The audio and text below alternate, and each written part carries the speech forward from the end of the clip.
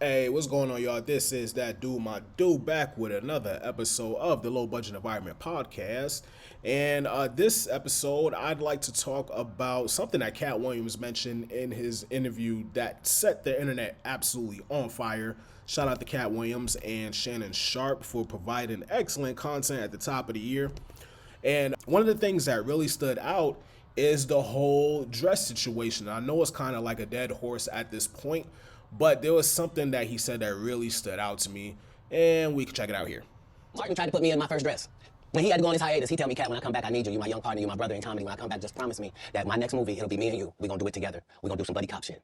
I said, Martin, you got my motherfucking word, my nigga. Go do what you gotta do. When you come back, I'm in your movie. Don't trip. I don't need to see the script or nothing. You know, we get in that office and this fool pull out Big Mama's House too. I almost died.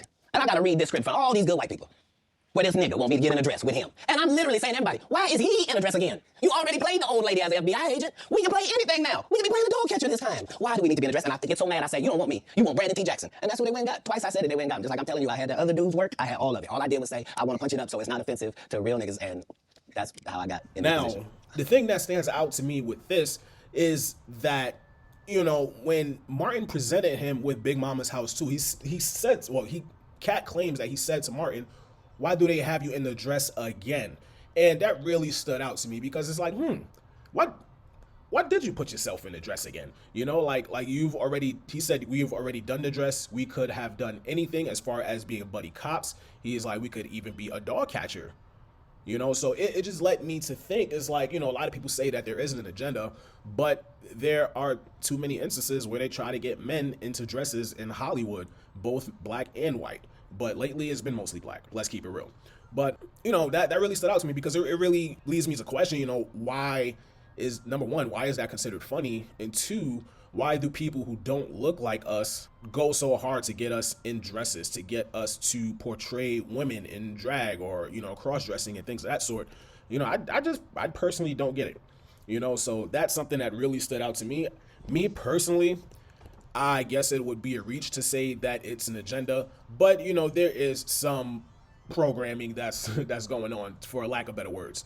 With everything that we're seeing in modern television, listening to in modern radio, and all the content that we're constantly exposed to, you know, it's becoming more of a normal thing to see men in this manner. But at the same time, people are asking, like, where are all the men gone? Where are all the good men? Where are all the strong men? Where are all the quote unquote real men? It's like, they're out there, and it's like, you know, but our society has been convenient so much to the point where the men are softer than pillows nowadays. You know, and this is just my personal observation. This is subjectively speaking.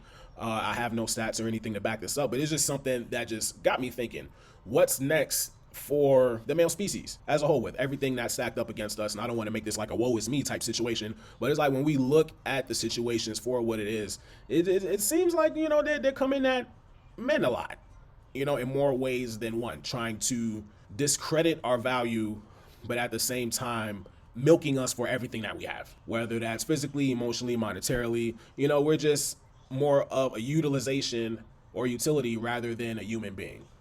Or maybe I'm tripping. Of course, I would love to get the discussion going. I'd love to hear your feedback. Please do not hesitate to jump in those comments. I'd love to see and hear your perspectives. And yeah, this has been another issue. This has been another issue of the Low Budget Environment Podcast, with your host, that dude, my dude. And until next time, I'm out like big toes or small socks. Peace.